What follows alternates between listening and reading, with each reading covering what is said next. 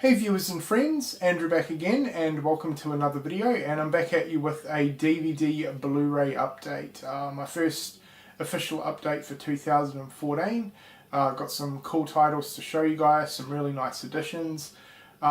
Most of these I have seen, so I can give opinions, but I have been kind of slack this month in terms of watching movies. I really haven't watched too many so far this year. That all comes down to tennis. Here in Australia in January it's pretty much non-stop tennis for the entire month. There's like 4 different tournaments here in Australia in January, and they all get televised, so you know, I love my tennis and I constantly watch it on TV whenever I can. So movies kind of get pushed to the wayside in January for the most part, but I still wanted to get this update out of the way today, and as I said, you know, I have seen most of these movies anyway. Alright, so moving on to what I've picked up, we're going to start with a really nice edition first off, and that is the E.T. limited edition spaceship pack. Now, I've done a separate unboxing video for this particular set, so if you want a more in-depth look at the overall set, check that video out. But yeah, this is an excellent addition into my collection, and I absolutely love E.T. It's a fantastic movie, and I was really pleased to get this spaceship pack for a really good price. I paid about $34 for it at JB Hi-Fi, so an absolute bargain. And it also came with the Digibook Blu-ray of E.T. as well. Alright, moving on. Next up we have Whale Rider. Really happy to finally add this into my collection. I have not seen this movie in years. In fact, I don't think I've seen it since it came out in theatres, so it's been a very long time, well over 10 years I think, and I'm really pleased to own this on Blu-ray in my collection. I'm not too sure if this has had a limited Blu-ray release here in Australia. The only place that I've ever seen this is JB Hi-Fi the other day when I was in there, so snagged it up. I think it was about $10, so well worth the price. This is a fantastic New Zealand movie about a Maori tribe. Really good. I'm expecting this to look incredible on Blu-ray because there's some fantastic cinematography throughout this movie, so yeah, really looking forward to revisiting Whale Rider. Next up we have a really nice Arrow Blu-ray release, and it's been a while since I've picked one of these up, and we have Red Scorpion with Dolph Lundgren. Still haven't checked this one out yet. I'm expecting some cheesy 80s action fun with this one, and I'm a pretty big fan of Dolph, so really happy to finally add this one to the collection. I've been wanting this release ever since it came out, was really slack on it, but I came across this on eBay from a local seller here in Australia for $17 shipped, which is an absolute bargain, especially for an import title. And yeah, this is an excellent release all round. It's got the awesome window box packaging, comes with a poster, booklet and the reversible covers. So very happy to finally own this release in my collection, and I'm really looking forward to checking the movie out. The next one was a nice surprise. When I was in JB Hi-Fi, I came across this movie right here, Of Unknown Origin. I wasn't even aware that this one had an Australian DVD release, but it was only $7 and I had to pick it up. I've heard quite a lot of good things about this movie, and I can remember Moods talking pretty highly of it, so looking forward to checking this one out. Also, I've been picking up a lot of the Cinema Cult Blu-rays here in Australia. They're a fairly new label in terms of Blu-ray releases, but they've been putting out some awesome stuff, so I pretty much want to collect most of their releases, and most of the releases are movies that I'm interested in, which is always a pretty good thing. So first up we have Lisa and the Devil and the House of Exorcism. Still haven't checked this one out yet, but it does sound pretty good, so I'm looking forward to giving this one a watch, and really nice release. They all come with the slipcovers and the Blu-ray right there. Really awesome cover art on that one. The next one, which I still haven't checked out, is Life Force. I've heard a lot of good things about this film, and quite a few people have recommended this one to me, so definitely looking forward to checking this one out. I know Scream Factory put this one out a while back. I never got around to ordering that particular release, but this one was easier for me to get, and I always like to support these Australian releases. So that is Life Force. Again, another pretty awesome cover. Alright, and the rest of the films I have seen, so continuing on with the cinema cult range, picked up Dead and Buried. Checked this one out last night, and I've got to say, this definitely needs another rewatch from me. I thought it was a good movie, but certainly not great. I don't know, there was just something about the film that I wasn't really feeling it. But as I said, I'm definitely going to give it another rewatch. Really interesting concept. I don't really want to talk too much about the plot because it's fairly easy to spoil the film. But yeah, there were some pretty nice kills in this one. I'm not too sure how I felt about the ending. It sort of threw me a little bit, but yeah, I'm definitely going to give Dead and Buried another rewatch. I did like it, but I didn't think it was anything great. But what I will say is this one had excellent atmosphere.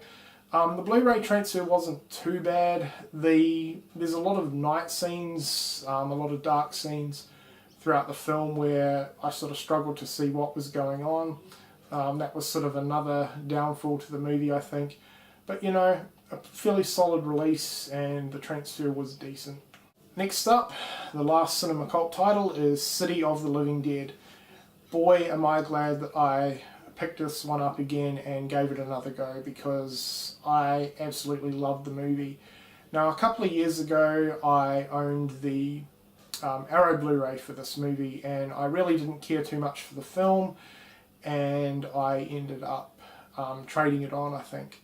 But yeah, decided, since I'm wanting to explore the Italian horror genre again, I decided to pick this one up, and as I said, so glad I did give this one another go, because I thought it was absolutely fantastic. Now, I will say, I still have the same complaint as I did when I first watched it. I feel that the pacing is a little bit slow in parts, but other than that, I think it's a really well done sort of zombie movie.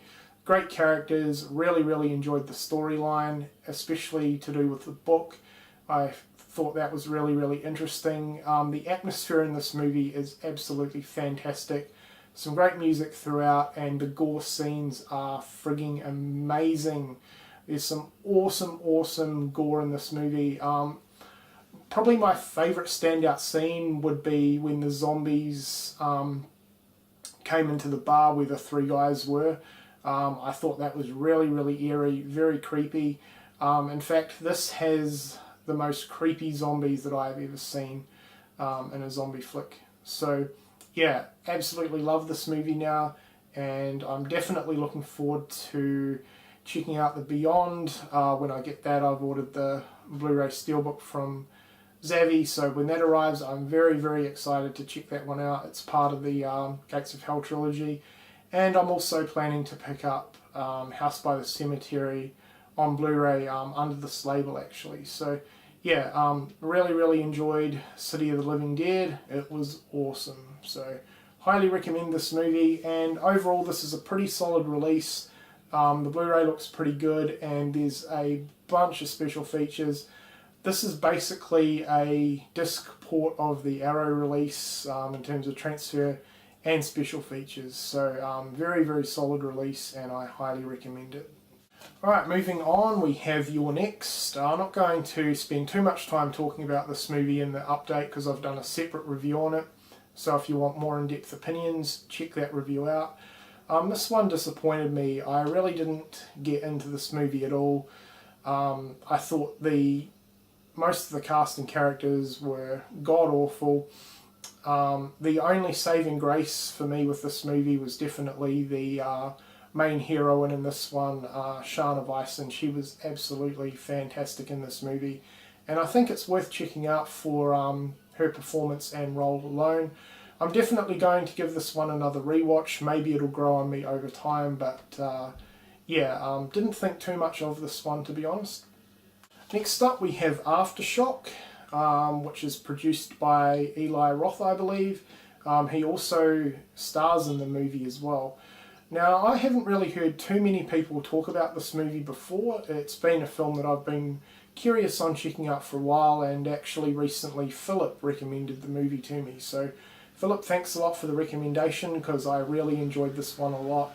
Now, if you're familiar with the Hostel movies, or the first Hostel movie, which Eli Roth was involved with as well, it's got a very, very similar tone to that, especially at the beginning of the movie. Now, it's not a torture film, this is a disaster horror movie, but just the way that the movie's set up, it's very, very similar to Hostel. I will say the disaster aspects of the movie I thought were absolutely fantastic. It's pretty much a disaster movie through and through. Not a lot of good things really happen to the characters throughout, and I really, really like that factor. They really stuck to the disaster side of the film and really didn't let up too much. I will say sort of the beginning of the movie, the first sort of half an hour, was just filler basically, and they could have probably cut that down a little bit. But other than that, I thought this was a really, really enjoyable disaster horror movie, and I would recommend it.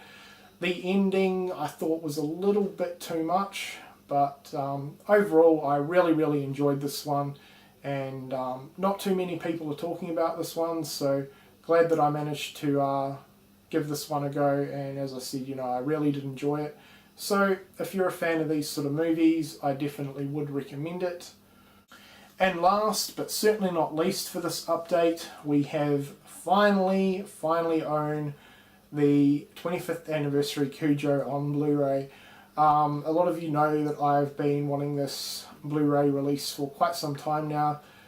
Cujo is a great movie. I think it's really, really well done. One of my favourite Stephen King films actually.